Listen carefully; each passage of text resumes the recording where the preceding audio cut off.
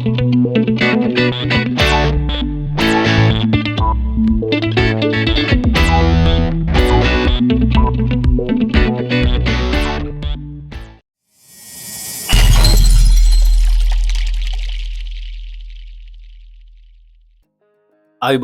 සුබ දවසක් channel එකත් එක්ක එකතු වෙලා ඉන්න හැමෝටම ටික කාලයකට පස්සේ තමයි ආපහු මේ විදිහට වීඩියෝ එකකින් ඔයාලව හම්බෙන්න එන්න මට අවස්ථාව ලැබුණේ. ඉතින් මේ අවස්ථාව ලැබුණු වෙලේ මම හිතුවා අද පොඩි දැනුවත් කිරීමේ වීඩියෝ එකක් අරන් එන්න ඕන කියලා. මේකට ප්‍රධානම හේතුව උනේ දරුවන්ගේ සහ දෙමව්පියන්ගේ පැත්තෙන් ලැබුණු ඇතැම් අදහස්ම තමයි. ඔයාලා දැනටමත් thumbnail එකේ දකින්න ඇති අද මොකද්ද මම කතා කරන්න යන්නේ කියන එක. අද මගේ ප්‍රධාන මාතෘකාව වෙන්නේ පන්තියේ හොඳට වැඩ කරත් වාර විභාගවලට ලකුණු අඩු වෙන්නේ ඇයි කියන මාතෘකාව. මේක මම විශේෂයෙන් කතා කරන්න බලාපොරොත්තු වෙන්නේ ගණිතයට අදාළව. මොකද මේක ගණිතය සම්බන්ධයෙන් තියෙන channel එකක් හින්දා. මේ වීඩියෝ එකේ මගේ අතින් කියවෙන ඇතැම් කාරණා ගණිතයට විතරක් නෙමෙයි අනිත් සබ්ජෙක්ට් වලටත් අදාළ වෙන්න ලොකු අවස්ථාවක් තියෙනවා. ඉතින් අපි දන්න විදිහට පහුගිය කාලේ පහුගිය මාසේ වගේ ඇතුළත ලංකාවේ දෙවෙනි වාර විභාග රජයේ පාසල් වල ගොඩක් පාසල් වල ඉවර වුණා. මේ වෙනකොට නම් 100%ක්ම වගේ ඉවරලා ඉවරයි. තුන්වෙනි වාර විභාගය ආසන්නයට වගේ ටිකක් ඇවිල්ලා තියෙනවා කියලා අපිට තේරෙනවා. දෙවෙනි වාර විභාගය අවසන් වෙලා තියෙනවා සම්පූර්ණයෙන්ම. ඉතින් මේ වාර විභාගයේදී සමහර ළමයි සාර්ථක වෙන්න ඇති, සමහර ළමයි අසාර්ථක වෙන්න ඇති. ඒත් එක්කම සාමාන්‍යයෙන් බහුතර ළමයි අපිත් එක්ක කතා කරනකොට සහ දෙමව්පියන්ට තියෙන ගැටලුවක් තමයි පන්තියේ ළමයා කොච්චර වැඩ කරත් වාර විභාගෙට ළමයාගේ පේපර් එකට ලකුණු අඩු වෙන එක. ඉතින් මේ වීඩියෝ එකෙන් මේක ටිකක් විශේෂ මාතෘකාවක් හින්දා මම මගේ අදහස් ඔයාලත් එක්ක බෙදා ගන්න හිතුවා. මම මේ කතා කරන්නේ මගේ ගුරු ජීවිතයේ අවුරුදු 13කට ආසන්න කාලයක අත්දැකීම් එක්ක. ඒත් එක්කම මේ කතා කරන දේවල් තනිකරම මගේ පෞද්ගලික අදහස්. ඒක නිසා මේකට යම්කිසි අයගේ කැමැති අකමැති වගේම විවේචනත් බොහොම නිර්හංකාරව මම බාර ගන්න සූදානම්. ඉතින් මේ වීඩියෝ එකේ මම කතා කරන්න බලාපොරොත්තු වෙන කරුණු ප්‍රධාන වශයෙන් කරුණු තුනක් තියෙනවා. ඔයාලට මේක අහලා බලලා මේක ඔයාලගේ ජීවිතයට එහෙම නැත්නම් ඔයාලගේ ඇකඩමික් ලයිෆ් එකට අදාළයි නම් ඒක ගැලපෙනවා කියලා හිතනවා නම් ඒක හොඳ දෙයක් කියලා හිතනවා නම් ඒක එකතු කරගන්න, ඒක ඇප්ලයි කරලා බලන්න. මම මේ කියන ක්‍රමවලට කරපුවාම ඔයාලගේ ලකුණු වැඩි වුණාද කියලා පුළුවන් නම් කමෙන්ට් සෙක්ෂන් එකකින් පල්ලෙහෙන් මාව දැනුවත් කරන්න. එහෙම නැත්නම් කාට හරි හිතෙනවා නම් මේක කිසිම වැඩක් නැහැ, මේ කරන කියන දේවල් වලින් කිසි දෙයක් සිද්ධ වෙන්නේ නැහැ කියලා මේක අහලා එහෙමම මනසින් බැහැර කරන්නත් පුළුවන්. මේක තනිකරම මගේ පෞද්ගලික අත්දැකීම් සහ මගේ පෞද්ගලික මතයක් තමයි මම මේ channel එකෙන් ප්‍රකාශ කරන්නේ. පළවෙනි කාරණාව ගත්තොත් එහෙම ලකුණු අඩුවීම කියන කාරණාව මේක මම කඩන්න කැමති ප්‍රධාන මාතෘකා තුනකට. ඒකෙන් පළවෙනිම කාරණාව මට හිතෙන විදිහට ලකුණු අඩු වෙන්න තියෙන පළවෙනිම කාරණාව තමයි පෙර පුහුණුවක් නැතිකම. මෙතන මම පෙර පුහුණුව කියලා කියන්නේ දැන් අපි මොකක් හරි විභාගයකට ඉදිරිපත් වෙනවා නම් අනිවාර්යයෙන්ම අපි විභාගයට කලින් ඊට කලින් ඒ විභාගයේ සම්බන්ධව ආවේ මොන වගේ දේවල්ද, ඒ දේවල් ආවේ කොහොමද කියලා හොඳ දැනුවත්කමක් අපිට තියෙන්න ඕනේ. එහෙම නැතුව සාමාන්‍යයෙන් දැන් දෙවෙනි වාර විභාගයට වගේ ඔයාලා යන්නේ පළවෙනි වාරයේ සහ දෙවෙනි වාරේ උගන්වපු හැම දෙයකටම මූණ දෙන්න බලාගෙන. එහෙම කියලා පන්තියේ උගන්වපු පොත සම්පූර්ණයෙන්ම බලාගෙන ඒ හදපු ගණන් ටික ආපහු හදලා ගියා කියලා ටිකක් අමාරු වෙයි හොඳ ලකුණකට යන්න. ඒකට හේතුව තමයි සාමාන්‍යයෙන් පේපර් එකක් හැදෙන ස්ට්‍රක්චර් එකක් තියෙනවනේ. අපි මෙතන තනිකරම වැඩි අවධානය යොමු කරන්නේ අපොස සාමාන්‍ය පෙළ විභාගයටනේ. එහෙම වුණාම ඔයාලා දැනටම දන්නවා පේපර්ස් දෙක නැත්නම් A කොටස සහ B කොටස විදියට හැදෙන ස්ට්‍රක්චර් එකක් තියෙනවා. ඒ ස්ට්‍රක්චර් එක අනිවාර්යයෙන්ම කලින් අධ්‍යයනය කරලා යන්න ඕනේ. ඒ කියන්නේ සාමාන්‍යයෙන් අපි මේ මූණ දෙන අදාළ විශේෂ විභාගයට මූණ දෙන්න කලින් මීට පෙර ඒ විභාගයට දීපු ප්‍රශ්න පත්‍ර ටයිප් ටිකක් චුට්ටක් බලලා යන්න ඕනේ. කියන්නේ මොන වගේ දේවල්ද දීලා තියෙන්නේ. ඒ දීලා තියෙන දේවල් කොහොමද දීලා තියෙන්නේ?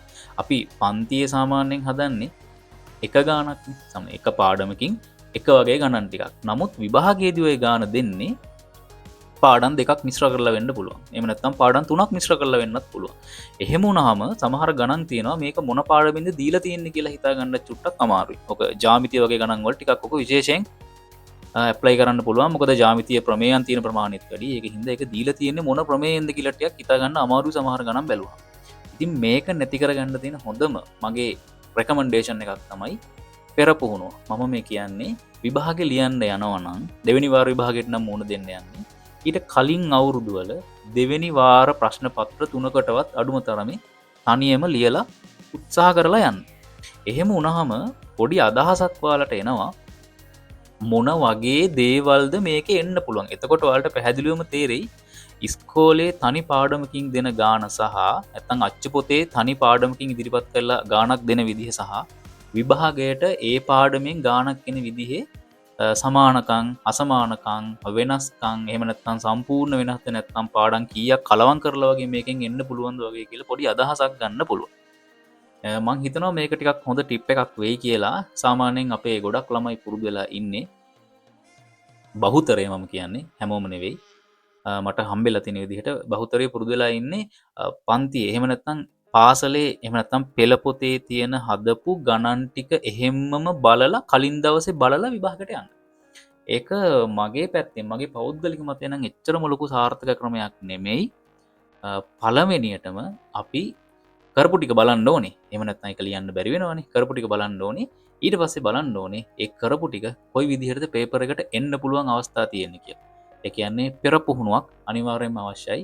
යන්න කලින් තමන් මූණ දෙන විභාගයට යන්න කලින් අනිවාර්යයෙන්ම ඊට කලින් ඒ විභාගය ආශ්‍රිතව දීපු ප්‍රශ්න පත්‍ර 3ක්වත් අඩුම තරමේ මූණ දීලා යන්න. එහෙම නැත්නම් අඩුම තරමේ ඒ තියෙන ප්‍රශ්න මොන වගේද කියලා බලාගෙන හරි යන්න. එහෙම වුණාම අපි යන්නේ පොඩි අදහසක් එක්ක මෙන්න මේ ටයිප් ප්‍රශ්න පත්‍රයක් මෙන්න මේ විදිහට තමයි එන්න පුළුවන් කියලා. මම හිතනවා පළවෙනි කාරණාව සම්බන්ධයෙන් මේ පැහැදිලි කිරීම ඇති කියලා. එතකොට මගේ පළවෙනි කාරණාව මම ගොඩක් ඉස්මතු කරන්නේ පෙර පුහුණුව කියන කාරණාව.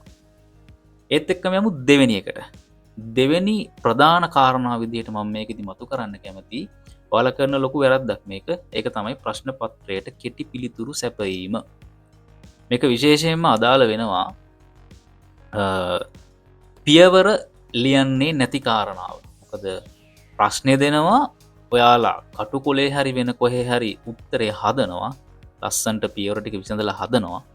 හදලා ප්‍රශ්න අංකේ දාලා සමහරු ප්‍රශ්න අංකේ දාන්නෙත් නැහැ. තියෙන හදිස්සිය වෙන්න පුළුවන්. එහෙම වුණාමත් ලකුණු අඩු වෙනවා. ගොඩක් විට ප්‍රශ්න අංකේ දාලා x = 30යි කියලා ලියලා නිකන් ඉන්නවා. ඕක තවත් කරන එක ප්‍රධාන වැරද්දක්. මොකද පැහැදිලිවම O level maths paper එකක marking scheme එකක් අරන් බැලුවොත් ඔයාලා හොඳට පැහැදිලිව පියවර වලට ලකුණු ලබා දීලා තියෙනවා. ඒ කියන්නේ ලොකු සුළු කිරීමක් එක්ක තියෙන ගැටලුවක් විසඳන්න තියෙනවා නම් ඒ ගැටලුවට ලකුණු 5ක් දීලා තියෙනවා නම් ওই ලකුණු 5ම යන්නේ අර අන්තිමේට x = 30යි කියලා ගන්න උත්තරයට නෙවෙයි. ඒකට සමහර විට හම්බෙන්නේ එක ලකුණක්. ඕ සමහරට ලකුණු භාගයක් වෙන්නත් පුළුවන්. ඒකකේ නැත්නම් තව ලකුණු භාගයක් අඩු වෙන්නත් පුළුවන්. අපි අවසාන උත්තරයට එක ලකුණක් එනවා නම් අපි හිතමුකෝ x කියන්නේ දිගක් කියලා. එහෙනම් ඔක 30යි සෙන්ටිමීටර් මීටර් මොකක් හරි එකක් වෙන්න එපා. එහෙම වුණාම 30යි කියලා දාලා තිබ්බොත් සමහරට ඒක අසම්පූර්ණ පිළිතුරක්. ඒක මොනවද x = 30 මොනවද ඕන එකක් වෙන්න පුළුවන් ඕන එකක් වෙන්න පුළුවන්. අන්න ඔය වගේ දේවල් නිසා ඔයාලගේ අතින් ලකුණු අඩු වෙනවා. ඒක ප්‍රධාන කාරණාවට අමතරව මතක් වෙච්ච කාරණාවක් මේ වෙලේ. මෙතන මම බලාපොරොත්තු වෙන්නේ මතු කරන්න ප්‍රධාන කාරණාව දෙවෙනි කාරණාව විදිහට මේ කෙටි පිළිතුරු සැපයීම කියන එක. කෙටි පිළිතුරු සපයන්න පුළුවන් ප්‍රශ්නක් තියෙනවා පේපර් එකේ. එහෙම කියලා තියෙන හැම ප්‍රශ්නෙටම පුළුවන් උපරිම ෂෝට් ඇන්ඩ් ස්වීට් කරලා උත්තරේ තියන්න එපා. මේක පළවෙනි පේපර් එකටත් ටිකක් විශේෂයි. මොකද පළවෙනි පේපර් එකේ සමහර ගැටලු තියෙනවා කෙටි ප්‍රශ්නයකට. දැන් අපි පළවෙනි ප්‍රශ්න 25 කොහොමද කෙටි ප්‍රශ්න කියලාමනේ හඳුන්වන්නේ. එහෙම වුණාම සමහර ගැටලු තියෙනවා එකවරම උත්තරේ ලිව්වත් ලකුණු දෙනවා. නමුත් සමහර ගැටලු බොහොම ගැළපෙනවා. පොඩ්ඩක් පියවරක් ඔයා කොහොමද උත්තරේ ගත්තේ? ඔයා මේ x = 30 කියන එක කොහොමද ගත්තේ? ඔයා මොකක් හරි ත්‍රිකෝණයක් සලකනවා නම් ඔයා සලකන්නේ මොන ත්‍රිකෝණයද? අපිට පුළුවන් ABC ත්‍රිකෝණය සලකා පයිතගොරස් ප්‍රමේය යෙදීම. ඔන්නෝම කියලා ලියන්න. එතකොට බලන කෙනාටත් කිසිම ගැටලුවක් ඇති වෙන්නේ නැහැ මේ x = 30 කියන උත්තරේ මෙයාට කොහෙන්ද ඔයා ගොළුවට ආවේ කියන එක දැනගන්න. මොකද එයා දන්නවා මෙන්න මේ ABC ත්‍රිකෝණය සලකලා එහෙනම් මේකට පයිතගොරස් දාපුවට පස්සේ තමයි එනම් x = 30 කියලා ඇවිල්ලා තියෙන්නේ. ඉතින් ඕක තමයි දෙවෙනි කාරණාව වෙන්නේ. ලකුණු අඩුවීම සම්බන්ධයෙන් දැන් මම මේ දේවල් කියාගෙන යනකොට ඔයාලා මේ වෙනකොට විභාගෙට මූණ දීලා ඉන්න කෙනෙක් නම් සහ ලකුණු අඩු වෙලා ඉන්න කෙනෙක් නම් චුට්ටක් හිතලා බලන්න මම මීට කලින් කාරණාව සඳහන් කරපු පෙර පුහුණුව මදිකම කියන කාරණාව සහ කෙටි පිළිතුරු සැපයීම කියන කාරණාව තමන්ගේ ලකුණු අඩුවීමට කොච්චරක් දුරට බලපෑවද කියන එක තමුන් දන්නවනේ තමුන් කොහොමද පේපර් එකට උත්තර ලිව්වේ කියලා. චුට්ටක් කල්පනා කරලා බලන්න ඔයත් මේ විදිහටමද පේපර් එක ලිව්වේ කියලා. එහෙම වුණා නම් මේ වැරදි දෙක වාගෙන් වුණා නම් ඔයාට ලකුණු අඩු වෙන්න ලොකු සම්භාවිතාවයක් තියෙනවා. මෙතන ඔයාගේ දක්ෂකම සම්බන්ධ ප්‍රශ්නයක් නෙමෙයි තියෙන්නේ. ඔයා දක්ෂ වෙන්න පුළුවන්. නමුත් ඔයා ඒ දක්ෂකම ප්‍රදර්ශනය කරපු විදිහේ ප්‍රශ්නයක් තමයි මෙතන ඇවිල්ලා තියෙන්නේ. ඒ දක්ෂකම ඔයා ලකුණු ලබා ගන්න පුළුවන් විදිහට ප්‍රදර්ශනය කරන්න එහෙම නැත්නම් කාට හරි පෙන්වන්න පොඩි අසමත්කමක් වෙලා තියෙනවා. එහෙනම් ඔයාට වැඩි ලකුණකට යන්න නම් ඔයා හදාගන්න ඕනේ ඊළඟ ස්කිල් එක තමයි ඔයාගේ කෙටි පිළිතුරු සැපයීමෙන් වැළකී සිටීම. ඒ කියන්නේ ඔයා දන්න දෙයක් මොනවද? තියරි එකක්. එහෙම නැත්නම් ඔයා මේක කරන්නේ කොහොමද? එහෙම නැත්නම් සමීකරණයක් ලියලා සුළු කරන එකක්. සුළු කිරීම ටික පෙන්වන්න. මොකද එහෙම වුණාම කිසිම ගැටලුවක් වෙන්නේ නැහැ. ලකුණු ලබා දීමේදී ප්‍රශ්නකාරී තැන් එන්නේ නැහැ. එහෙම නැත්නම් ගොඩක් මාකින් ස්කීම් අතර ගත්තාම වෙන ප්‍රශ්නයක් තමයි මේ උත්තරේ කොහෙන්ද මේ ඇවිල්ලා තියෙන්නේ කියන එක. කිසිම සාක්ෂියක් නැහැ. කෙලින්ම x සමානයි 30යි. ඕක ඉතින් ළඟ ඉන්න කෙනකින් කොපි කරලා දැම්ම වෙන්නත් පුළුවන්. එහෙම වෙන්න අවස්ථාවක් තියෙනවා. ඉතින් කලින් එක්කනාගේ පේපර් එකෙත් ඊට කලින් විභාග අංකයේ තියෙන පේපර් එකෙත් x සමානයි 30 එහෙම්ම තිබුණොත් සහ ඔයාගේ පේපර් එකෙත් x සමානයි 30 කියන එක කිසිම ස්ටෙප් එකක් නැතුව පියවරක් නැතුව එහෙමම තිබුණොත් ඒක බොහෝ දුරට නිකන් අපිට අපි කියන්නේ පොඩි මිස්අන්ඩර්ස්ටෑන්ඩින් එකක් එන්න පුළුවන් බලනකොට. ඒ කියන්නේ දෙන්නම කොපි කරලා කියලා හිතන්න chance එකකුත් තියෙනවා. මම මේ මගේ හිතේ තියෙන අදහසක් විතරයි කියන්නේ. නමුත් ඕක තමයි යථාර්ථය. ඕක තමයි ඇත්ත තත්ත්වය. ඒක නිසා මම ඊට වඩා ගොඩක් දෙවෙනි කාරණාව ගැන කතා කරන්න යන්නේ නැහැ. තුන්වෙනි කාරණාව තමයි ටිකක් වැඩිපුරම දේවල් කතා කරන්න තියෙන්නේ. එතකොට ඔයා ටිකක් වැලකින්න ඕන කාරණාවක් තමයි ගණිතයේ ප්‍රශ්න පත්‍රයක් ලියනකොට කෙටි පිළිතුරු සැපයීම කියන එක. සහ මම මේකටම අනුකාරණාවක් විදිහට ඉදිරිපත් කරනවා ඒකක නොදැමීම. කියන්නේ උත්තරේ දානවා, ඉලක්කම දානවා, ඒකක දාන්නේ නැහැ. සෙන්ටිමීටර්, මීටර්, අංශක, මිනිස් දින ඔන්න ඔය ටික කිලෝග්‍රෑම්, ග්‍රෑම් ඔන්න ඔය කියන කාරණා ටික සමහර විට අපේ ළමයින්ට පොඩ්ඩක් අමතක වෙලා යනවා. ඒක ගොඩක් විට වෙන්නේ හදිස්සිය නිසා වෙන්න පුළුවන්. නමුත් ඔයා අර මං කලින් කියපු කාරණාව පෙර පුහුණුව කියන එක ටිකක් කරනකොට සමහර විට ඔය කියන කාරණාව නැත්තම් දෙවෙනියට කියපු කාරණාවත් මගහැරෙන්න ගොඩක් ඉඩක් තියෙනවා. ඒක නිසා මේ වෙනකොට කාරණා දෙකක් කතා කරලා ඉවරයි. කියන්නේ එක පෙර පුහුණුව කියන එක, දෙක කෙටි පිළිතුරු සැපයීම කියන කාරණාව. මේ කාරණා දෙකෙන්ම ඔයාගේ ලකුණු අඩු වෙන පැත්තට තමයි ඔයාව ඇදගෙන යන්නේ. ඊළඟට මම කතා කරන්න කැමති තුන්වෙනි කාරණාව, වැදගත්ම කාරණාව. ඒක තමයි ඔයාලගේ තියෙන ප්‍රධානතම ගැටලුවක් තමයි මැත්ස් පේපර් එකක් ලියනකොට ඔයාලා කාල කළමනාකරණය ගැන කිසිම සැලකිල්ලක් නොදැක්වීම. මේක ගැන තමයි අද දවසේ ඇත්තටම මට ගොඩක්ම කතා කරන්න ඕන උනේ. නමුත් වීඩියෝ එක කරන්න ගන්නකොට මට අර කාරණා දෙක ටිකක් කියලා හිටියොත් හොඳයි කියන එක හිතුණා. ඒක නිසා මේ දෙක මුලින් මතක් කරේ. මෙතනදී මම මතු කරන ප්‍රධාන කාරණාව තමයි පේපර් එකක් ගත්ත ගමන් ලියාගෙන යන්න එපා කියන කාරණාව. මොකද අපි මේ ලියන්නේ මැත්ස් පේපර් එකක්.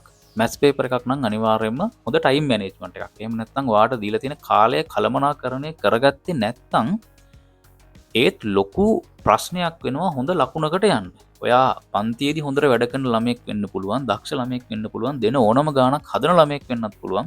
නමුත් මෙතන ලොකු ප්‍රශ්නයක් එන්නේ ඔයා ගාන හදනවා කියන එක නෙවෙයි, ඔයාට ඒ දීලා තියෙන નિયમિત කාලයේදී ගාන හදලා ඉවර කරන්න පුළුවන්ද කියන එක.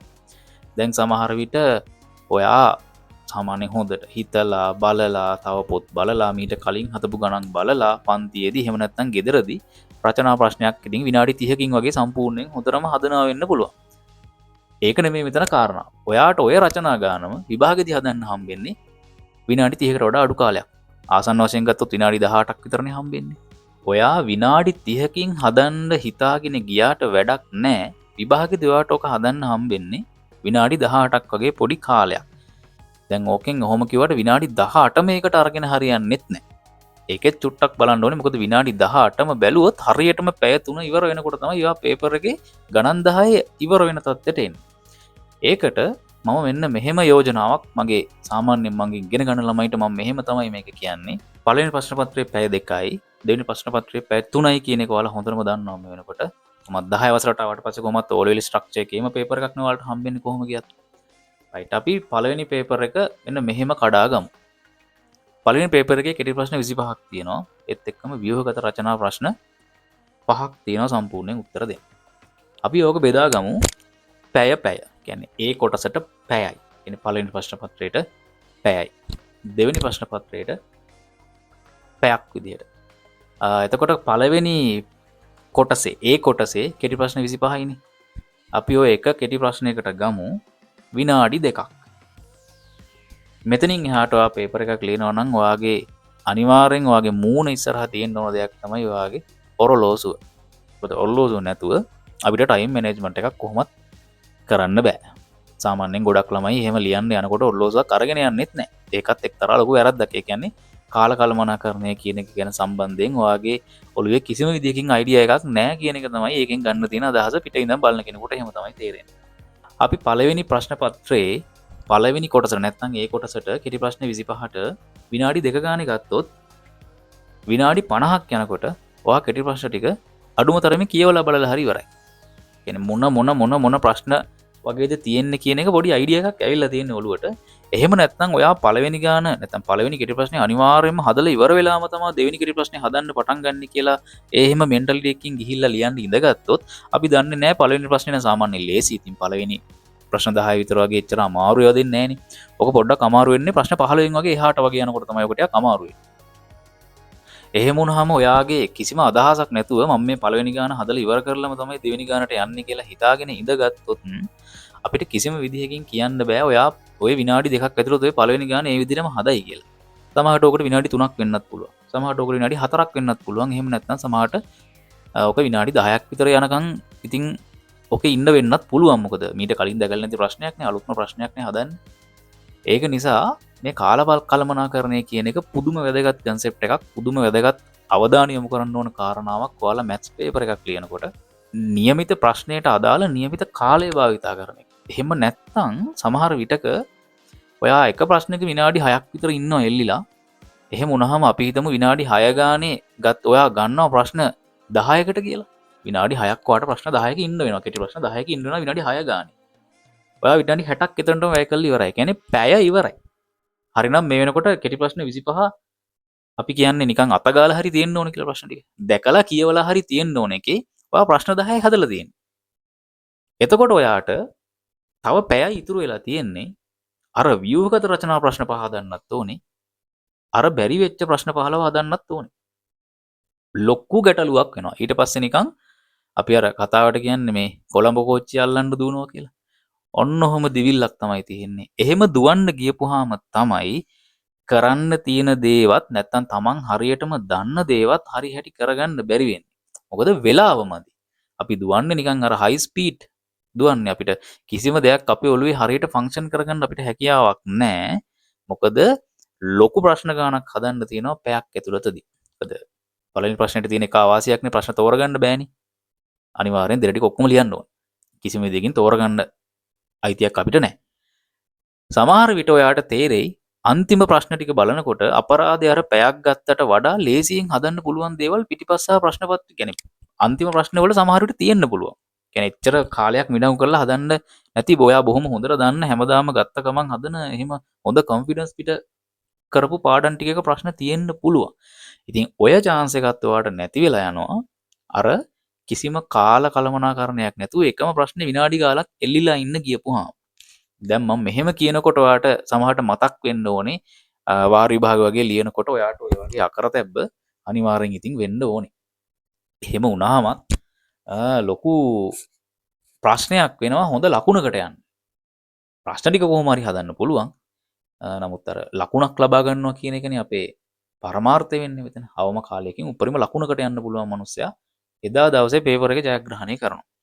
පළවෙනි පේපර් එක සම්බන්ධයෙන් මට ওই ටික තමයි කියන්න තියෙන්නේ. එහෙම ලියනකොට කෙටි ප්‍රශ්නවල රූප සටහන් තියෙනවා. ඒවා අය අඳින්න අවශ්‍ය නැහැ. ඒ රූප සටහන් වල ඔයාලට ලකුණු කරන්න පුළුවන් ඔක්කොම දත්ත ටික ලකුණු කරන්න. මොකද ඔය පළවෙනි පේපර් එක සම්පූර්ණයෙන් ඔයා දෙනවා, බාර දෙනවා. ඒක ගෙදර අරන් එන්න හැකියාවක් නැහැ. කෝණ ලකුණු කරන ඒවා, දුරවල් ලකුණු කරන ඒවා, ඒ දේවල් රූපේ ලකුණු කරන්න. ඊට පස්සේ දීලා තියෙන ඉඩේ ගාන හදන්න පටන් ගන්න. විනාඩි 2ක් වගේ උපරිම ගන්න. මේ වැඩේ කරන්න අනිවාර්යෙන් ඔයා ඔරලෝසුවත් එක්ක හොඳ කනෙක්ෂන් එකක් තියෙන්න ඕන ඔය ලියන අතරතුරේ. කියන්නේ පළවෙනි ප්‍රශ්නේ හදලා ඉවර වුණා නම් විනාඩි දෙකක් ගියේ නැත්නම් ඒකට අපි හිතමු විනාඩියෙන් හැදුවා කියලා. රයිට් ටක් ගාලා ඔරලෝසුව දිහා බැලුවා. එහෙනම් ඊළඟ විනාඩි දෙක තමයි ඔයාගේ ටාගට් එක ඊළඟ ගාන ඉවර කරන්නේ. එහෙම ගියපුවාම ඔයාට තේරෙයි අන්තිමේදී ලේසි ප්‍රශ්න ටික ඔයා ඉක්මනට බොහොම ඉක්මනට හදලා ඉවර වෙනවා විනාඩි දෙක විනාඩි දෙක ගානේ. අන්තිමේදී ඔයාට ප්‍රශ්න ටික ඔක්කොම කියවලා බාගෙට හරි හදලා තියෙනවා. තව පැයකට විනාඩි 10කුත් ඉතුරු වෙලා. මොකද 25 ගානේ විනාඩි දෙකක් ගත්තොත් එහෙම විනාඩි 50ක් නෙන්නේ. පැයක් ගත වෙන්නත් ඉවර වෙන්නත් කලින් ඔයා අඩුම ප්‍රශ්න ටික ගැන අවබෝධයක් හරි ලැබලා තියෙනවා. ඉතින් ඕක ලකුණකට යන්න මගේ තියෙන පොඩි රෙකමෙන්ඩේෂන් එකක් මගේ ළමයින්ට Tamanට ගැලපෙනවා කියලා හිතනවා නම් ඕනම කෙනෙකුට පාවිච්චි කරන්න පුළුවන්. ඊට පස්සේ ව්‍යුහගත රචනා ටික ගැන කතා කරොත් එහෙම ප්‍රශ්න පහක් තියෙනවා. ඒකටත් අපි පැය වෙන් කරන්නේ. පැයක් ගත්තොත් එහෙම අපි පැය බෙදුවොත් එහෙම කොටස් 5කට එක ප්‍රශ්නයකට එනවා විනාඩි 12ක් කියලා. ඒ කියන්නේ ඔයා එක ව්‍යුහගත රචනා ප්‍රශ්නයකට ඔයාට දාන්න උපරිමව අවස්ථාව තියෙන්නේ විනාඩි 12යි. ඒකිනුත් මම කියන්නේ විනාඩි 12ක්ම නොගෙන විනාඩි 10කින් වගේ ඉවර කරන්න උපරිම try එක දෙන්න කියලා. මොකද එහෙම වුණාම මොකද ඔය අතරේ තියෙනවා ටිකක් ලේසි ගණන්. දැන් ව්‍යුහගත රචනාවල අපි දන්නවා ගොඩක් විට භාග ප්‍රශ්න තමයි මුලින්ම එන්නේ. පළවෙනි ප්‍රශ්නේ විදිහට භාග. ඊට පස්සේ පරිමිතිය වර්ගඵල එකක් එන්න පුළුවන්. ඊට පස්සේ එක්කෝ ප්‍රතිශතයක් එහෙම නැත්නම් කොටස් වෙළඳපොළ ඔය ප්‍රශ්න ටිකනේ එන්නේ. එහෙම වුණාම සාමාන්‍යයෙන් ඔය කුලක සම්භාවිතාව වගේ ගන්න අන්තිමට වගේ තමයි හම්බෙන්නේ. අපි හිතමු ඔයාට සම්භාවිතම ලේසි කියලා. අපි හිතමු ඔයාට භාග ටිකක් අමාරුයි කියලා. එහෙනම් සම්භාවිතාව ගන්න හදලා ඉන්න. ඊට පස්සේ අමාරු ගණන් වලට යන්න. පේපර් එකක් ගත්තාම චුට්ටක් කියවලා ලේසි ගාන මුලින් හදන්න. මොකද ලේසි ගානෙන් තමයි පටන් ගන්න ඕනේ. මොකද එතකොට තමයි අපේ කොන්ෆිඩන්ස් හැදෙන්නේ. එහෙම නැතුව අපි අමාරු ගානක් අල්ලගෙන ඒකේ පැයක් විතර ඉඳලා ඊළඟ ගානට යනකොට කොහොමත් ඔයා මෙන්ටලි ඩවුන් වෙලා ඉන්නේ. මට අරක හදා ගන්නත් බැරුණා. මේකටත් මට ඒකම වෙයිද දන්නේ නැහැ කියලා නිකන් අර දෙගිඩියාවෙන් තමයි ඒ ගාන හදන්න පටන් ගන්න. ඒක නිසා ඔන්න තව ටිප් එකක්. තමන්ට පුළුවන් තමන්ගේ කොන්ෆිඩන්ස් තියෙන උපරිම හොඳ ගානෙන් තමන්ට හොඳටම පර්ෆෝම් කරන්න. තමන්ට හොඳටම ලකුණු ගන්න. තමන් පන්තියේදී හොඳටම ෆිට් එකෙන් හදන ගානෙන් ප්‍රශ්න පත්‍රය හදන්න පටන් ගන්න. මොකද එහෙම වුණාම ඒක ඊළඟ ගානට යන්න ලොකු මොරාල් එකකට හේතුවක් වෙනවා. මම හිතනවා පළවෙනි කාරණාව සම්බන්ධයෙන් එහෙම නැත්නම් පළවෙනි පේපර් එක සම්බන්ධයෙන් කියපු කාරණා මේ වෙනකොට ඇති කියලා මොන හරි තව විශේෂයෙන් දැනගන්න දෙයක් තියෙනවා නම් පහළ කමෙන්ට් සෙක්ෂන් එකේ තියෙනවා. ඒකෙන් අහන්න. එහෙම නැත්නම් ඩිස්ක්‍රිප්ෂන් එකේ තියෙන ලින්ක්ස් වලින් මාව පෞද්ගලිකව සම්බන්ධ කරගන්නවත් පුළුවන්. කාල කළමනාකරණය යටතේ දෙවෙනි පේපර් එක සම්බන්ධයෙන් මට කියන්න තියෙන කාරණා ටික අපි දෙවෙනි පේපර් එක සම්බන්ධයෙන් ගත්තොත් මේක තනිකරම රචනා ප්‍රශ්න පත්‍රයක්. රචනා කියලා කියන්නේ දීර්ඝ උත්තර බලාපොරොත්තු වෙනවා. ප්‍රශ්න පත්‍රයට හම්බෙනවා පැය 3ක්. ඒත් එක්කම විනාඩි 10ක අමතර කාලයක් හම්බෙනවා ප්‍රශ්න ටික කියවන්න. මේක මෑතක ඉඳන් තමයි ඔය විනාඩි 10 දෙන්න පටන් ගත්තේ. කලින් සිලබස් වල ඔක තිබුණේ නැහැ. ඉතින් ඒකත් වාසියක් කරගන්න පුළුවන් ඔයාලට හොඳ ලකුණකට යන්න. සාමාන්‍යයෙන් බහුතරයක් ගොඩක් ළමයි පේපර් එක ගත්ත ගමන් මේ විනාඩි 10 සම්බන්ධයෙන් ලොකු අවධානයක් යොමු කරන්නේ නැහැ. ගත්ත ගමන් ප්‍රශ්නාංක එක දාලා ලියන්න පටන් ගන්නවා. ඒක ඇත්තටම ටිකක් මගේ පෞද්ගලික මතය හැටියට කිව්වොත් ටිකක් අසාර්ථක ක්‍රමයක්. මොකද ඔය විනාඩි 10 ඔයාලට දෙන්නේ ඔය පේපර් එකේ තියෙන ප්‍රශ්න ටික කියවන්න. A කොටස B කොටස කියලා කොටස් දෙකයිනේ. ඒකෙන් ප්‍රශ්න 6ක් තියෙනවා A කොටසේ, B කොටසෙත් 6ක් තියෙනවා. ඕකෙන් එක ගානේ අතෑරලා පහ ලියන්න ඕනේ. කියන්නේ ප්‍රශ්න 10ක් ලියන්න එපා. එහෙම වුණාම ඔය පළවෙනි විනාඩි 10 ඔයා අතට ගත්ත ගමන් කරන්න ඕනේ පළවෙනි වැඩේ තමයි උඩින් පල්ලෙන් හරි කමන්නේ ඔය ප්‍රශ්න ටික ඔය ප්‍රශ්න 12 කියවන්න ඕනේ.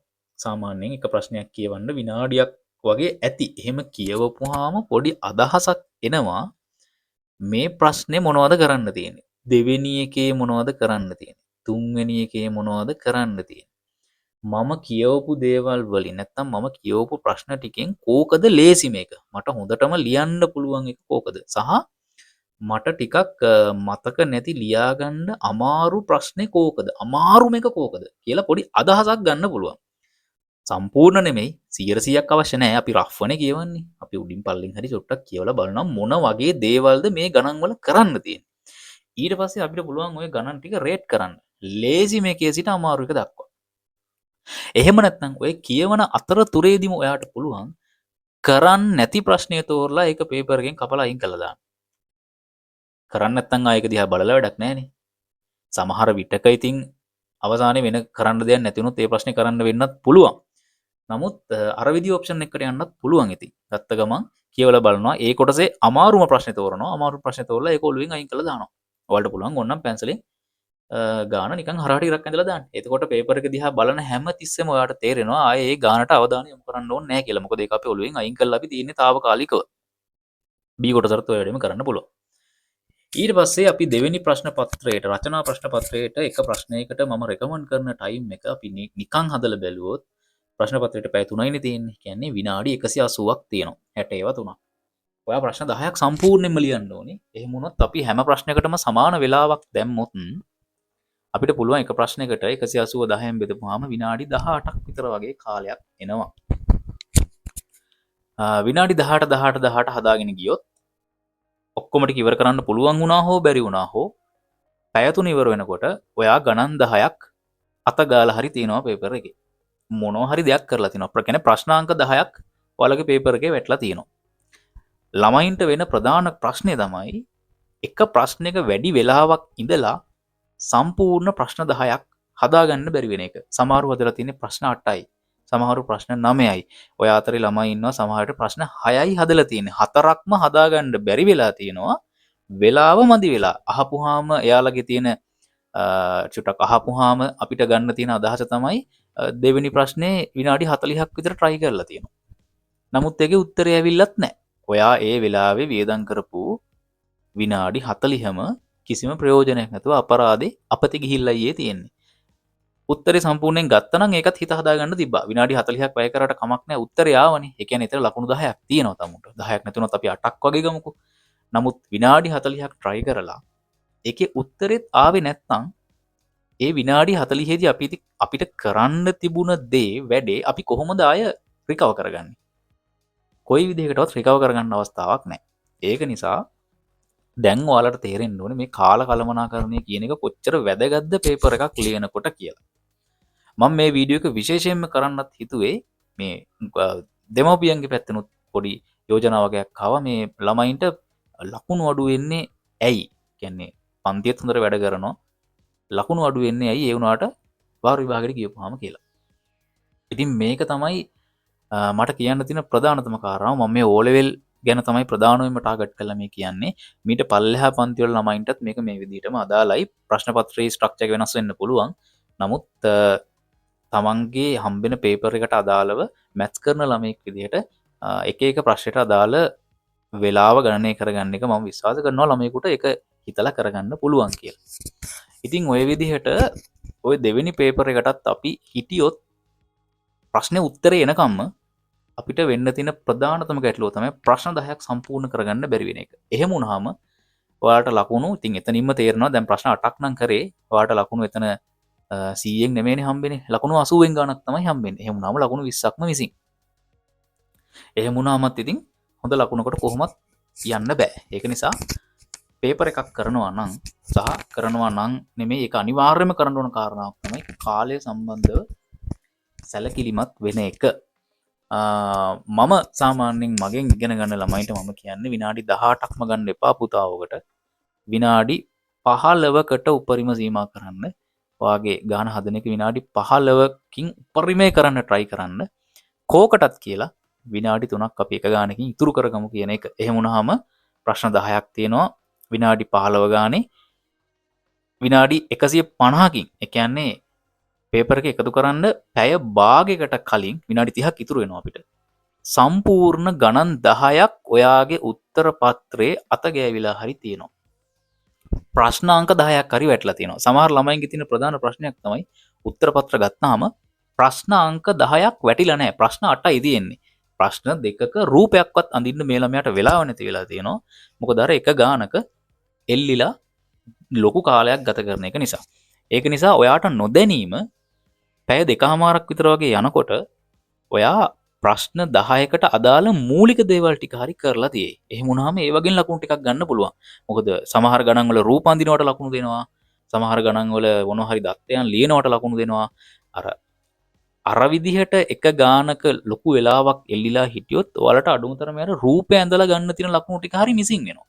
අර විනාඩි 40ක් 45ක් වැය කරලා අන්තිමේදී අර ප්‍රශ්න ටික දිහා බලනකොට ඔයාට තේරෙනවා සමහර ප්‍රශ්නවල අපරාධේ අරකට වඩා බොහොම ලේසියෙන් හදන්න තිබුණ ප්‍රශ්න ටිකක් එහා පැත්තේ පිටුවේ තිබිලා කියලා. ඉතින් එතකොටත් අර කලකිරීමක් පසුතැවීමක් කැරෙන්න අපිට ඒ වෙලාව වෙන කරන්න දෙයක් නැහැ. පේපර් එක එකතු කරන් තව විනාඩි 5ක් වෙන්න පුළුවන් ඉතුරු වෙලා තියෙන්නේ.